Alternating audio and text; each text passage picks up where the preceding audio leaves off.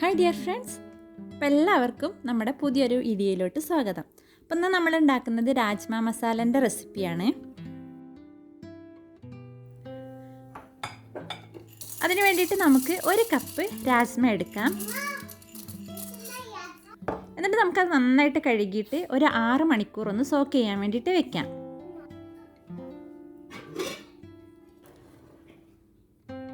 അപ്പോൾ നമ്മുടെ രാജ്മ ഇവിടെ നന്നായിട്ട് സോക്കായിട്ടുണ്ട്. ഇനി നമുക്കിതൊരു കുക്കറിലേക്ക് ഇട്ട് കൊടുക്കാം.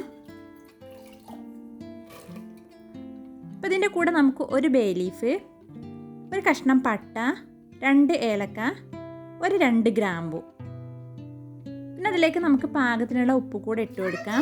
ഇനി നമുക്കിതിലേക്ക് വെള്ളം ഒഴിച്ചു കൊടുക്കണം. ഈ പയർ നന്നായിട്ട് മൂടി നിൽക്കുന്ന രീതിയിൽ വെള്ളം ഒഴിച്ചു കൊടുക്കണം. ഇനി നമുക്കിതിനെ നന്നായിട്ടൊന്ന് വേവിച്ചെടുക്കണം. അപ്പോൾ അതവിടെ നിന്ന് വെന്ത് വരട്ടെ. അപ്പോഴത്തേക്ക് നമുക്കതിലേക്ക് 3 തക്കാളി, 3 അല്ലി വെളുത്തുള്ളി, പിന്നെ ഒരു ചെറിയ കഷ്ണം ഇഞ്ചി, പിന്നെ 2 പച്ചമുളക്, ഇത് നമുക്കൊരു മിക്സിയുടെ ജാറിലിട്ടിട്ട് നന്നായിട്ടൊന്ന് അരച്ചെടുക്കണം. അപ്പോൾ നമുക്ക് വെള്ളമൊന്നും ചേർക്കണ്ട, നന്നായിട്ട് അരച്ചെടുക്കണം. അതുപോലെ ഇഞ്ചി കുറച്ച് തോനെ എടുക്കണം, വെളുത്തുള്ളി കുറച്ച് വേണം എടുക്കാൻ. ഇനി നമുക്കിതവിടെ മാറ്റി വെക്കാം. ഇനി നമുക്കിതിലേക്ക് 1 സവാള വേണം. അത് നമുക്ക് നല്ല ഫൈൻ ചോപ്പായിട്ട് അരിഞ്ഞെടുക്കണം. ഇനി ഒരു പാൻ ചൂടാക്കിയിട്ട് അതിലേക്ക് കുറച്ച് സൺഫ്ലവർ ഓയിൽ ഒഴിച്ചു കൊടുക്കാം. എണ്ണ നന്നായിട്ട് ചൂടായാൽ അതിലേക്ക് ഒരു 1/2 ടീസ്പൂൺ നല്ല ജീരകം ഇട്ട് കൊടുക്കാം. ജീരകം ഒന്ന് മൂത്ത് വന്നാൽ നമുക്കതിലേക്ക് നമ്മൾ അരിഞ്ഞു വെച്ചിട്ടുള്ള സവാള ഇട്ട് കൊടുക്കാം. ഈ സവാള നന്നായിട്ട് വഴറ്റിയിട്ട് നല്ലൊരു ബ്രൗൺ കളർ ആവുന്നത് വരെ നമുക്കിതിനെ വഴറ്റണം. അപ്പോൾ സവാള നല്ല കണ്ട് ബ്രൗൺ കളർ ആവാൻ തുടങ്ങിയിട്ടുണ്ട്. ഇനി നമുക്കിതിലേക്ക് ഒരു 1/4 കപ്പ് വെള്ളം ഒഴിച്ചു കൊടുക്കാം. നമ്മൾ വെള്ളം ഒഴിച്ചാൽ ഈ സവാള ഇങ്ങനെ കരിഞ്ഞിട്ട് വരുന്ന ഒരു കയ്പ്പ് ടേസ്റ്റ് ഉണ്ടാവുമല്ലോ, അതില്ലാതിരിക്കാൻ വേണ്ടിയിട്ടാണ് നമ്മൾ വെള്ളം ഒഴിച്ചു കൊടുത്തിട്ടുള്ളത്. അപ്പോൾ ആ വെള്ളം വറ്റണത് വരെ നന്നായിട്ടൊന്ന് വഴറ്റിയെടുക്കണം. അപ്പോൾ നമ്മുടെ സവാള അവിടെ നന്നായിട്ട് വാടിയിട്ടുണ്ട്. ഇനി അതിലേക്ക് നമ്മൾ അരച്ച് വെച്ചിട്ടുള്ള തക്കാളീൻ്റെ പേസ്റ്റ് ഒഴിച്ചു കൊടുക്കാം. ഈ തക്കാളീൻ്റെ ചുവക്കൊന്ന് മാറി വരുന്നത് വരെ നമുക്കിതിനെ വഴറ്റിയെടുക്കണം. അപ്പോൾ അതാ നമ്മുടെ രാജ്മൊക്കെ ഇവിടെ പാകത്തിന് വെന്തിട്ടുണ്ട്.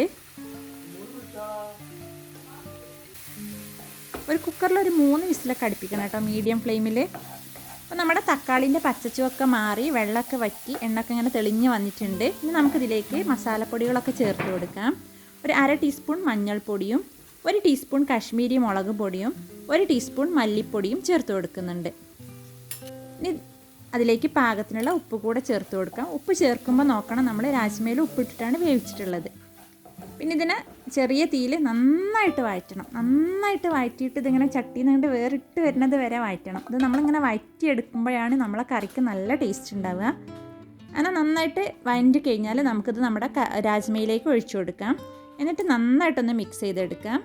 ഇനി കുക്കർ അടച്ചിട്ട് നമുക്ക് മീഡിയം ഫ്ലെയിമിൽ 1 വിസിൽ അടുപ്പിക്കണം.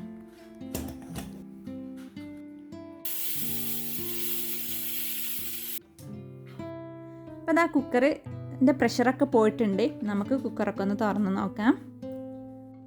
ഇപ്പോൾ നമ്മുടെ രാജ്മയും മസാലയൊക്കെ കൂടെ നന്നായിട്ട് മിക്സ് ആയിട്ടുണ്ട്.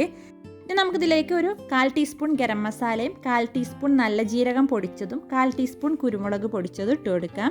ഇനി നന്നായിട്ടൊന്ന് മിക്സ് ചെയ്ത് കൊടുക്കാം. ഇനി കറി നന്നായിട്ടൊന്ന് തിളച്ച് വരുമ്പോൾ നമുക്കതിലേക്ക് കുറച്ച് മല്ലിയില അരിഞ്ഞതും കുറച്ച് ബട്ടറും ഇട്ട് കൊടുക്കാം. ബട്ടർ എന്തായാലും ഇട്ട് കൊടുക്കണം കേട്ടോ. ആ ബട്ടറൊക്കെ ഇടുമ്പോഴാണ് നമ്മളെ രാജ്മ കറിക്ക് നല്ലൊരു ടേസ്റ്റ് ഉണ്ടാവുക. പിന്നെ ലാസ്റ്റ് നമുക്കിതിലേക്ക് 1 ടീസ്പൂൺ കസൂരി മേത്തി കൂടെ ഇട്ട് കൊടുക്കാം.